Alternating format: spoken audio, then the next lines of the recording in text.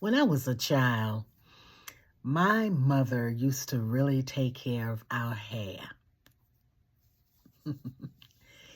It was something. I had a full head of thick, bushy hair, and so did my sisters. My mother had a time. It's a wonder mothers in those days even existed after they tackled our hair. Now they have all these relaxers and all. I'm talking about before relaxers. When our mothers washed our hair and our hair was tangled.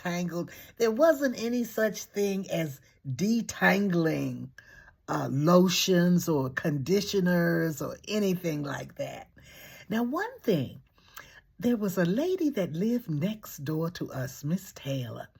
She was an older woman, and she would brush our hair in with coffee.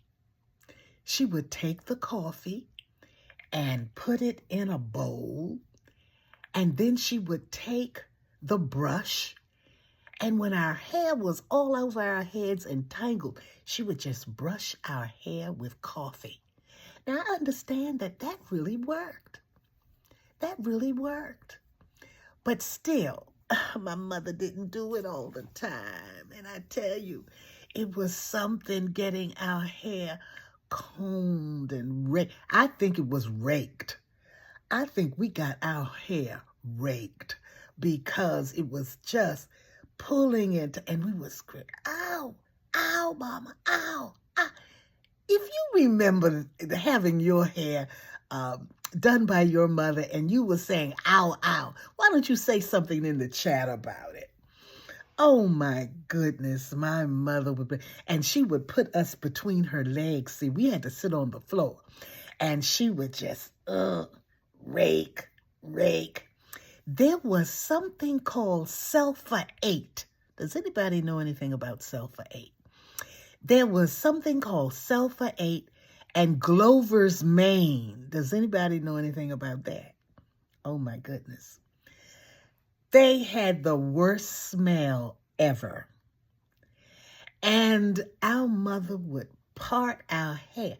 Now, in those days, I don't think parents do that these days. I did it with my children. That after I combed their hair and all, I parted it, and we called putting grease on the scalp. And you would part it and put the grease on there. Then after you had it all greased, then you would take your fingers and just massage the scalp. That's what our mothers did all the time, massaged our scalps.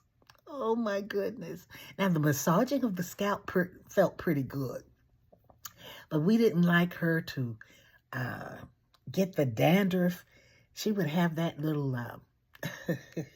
that little comb, and when she parted, if she saw a little dandruff, she would just rake, and get that dandruff out of our hair. I tell you, those were the days. And sometimes I wonder if there were problems that grew out of mother and daughter relationships, which stemmed from getting your hair done, getting your hair washed, what you had to go through to get that hair tamed after it was washed, and then the daily combing of the hair and brushing of the hair and just taking care of it. Oh my goodness, that was really something. My mother also used petroleum jelly. Did your mother ever use petroleum jelly? Vaseline. It was Vaseline petroleum jelly. But sometimes she would get just the petroleum jelly. You could get those in the big containers. She would get the biggest container she could use, and she would use it on our hair. Oh my goodness gracious. And we would come to the point where it would be time for her to press our hair, to hot comb our hair. to sizzle our hair. Do you remember? Oh my goodness. How many of you remember when your mother straightened your hair with the straightening comb? I don't know if you had the same ritual we had, but on Saturday nights, especially for special occasions in school or in church or holidays like Christmas and Easter and times like that, that's when we had to gather around the stove. And we would have that hot comb. Mama would have that hot comb, and she would put it on that burner.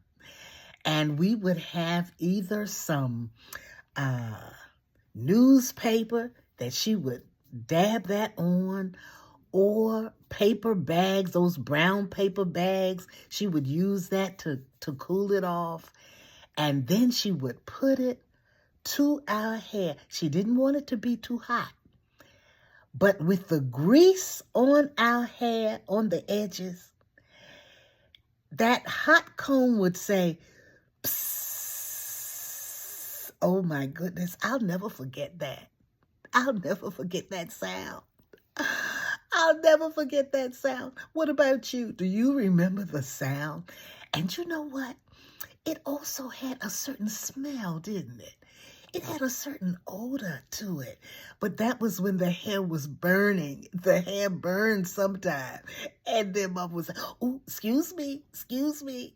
But I tell you, after it was done, our hair was silky and beautiful, and we just loved the way we looked with our hair done by Mama. Mama grew to the point where she purchased some curlers. She couldn't curl that well, but she curled long enough. She said bends. She said, I'm going to put a few bends in it. I'm going to put a few bends in your hair. And she did. And we would have kit curlers. We would roll our hair up with kit curlers after we got fancy. Now, at first, we didn't have kit curlers when we were young. We didn't have kit curlers. Guess what we rolled our hair up with? Paper bags. We would get a paper bag, a brown paper bag. We would tear that paper bag into strips. Then we would curl the paper bag up. If we wanted small curls, we would have the small pieces of paper bag. If we wanted the larger curls, we would use the larger pieces of paper bag. And we would take our hair and we would roll our hair up with the paper bag. And then we would tie the paper bag up. And then it would be there. That would be a curl. And we did that all over our heads. Oh, my goodness. The next day, when we got up and we took our hair down, the curls were beautiful. I tell you, it's nothing like paper bag curls. I don't care what anybody says. Even now, if you want some nice curls, get some brown paper bag curls. I tell you, they are still tops. I tell you, those were good days when Mama did our hair and she washed it carefully, got all the dirt out of it, and she combed all the tangles out of it. She greased the scalp. She massaged our scalp, and then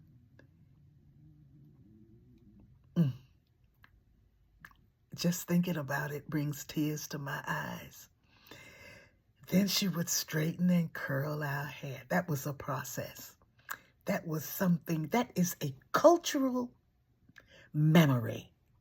And that's something that a lot of us share. What about you? Tell me how you did when your mama did your hair.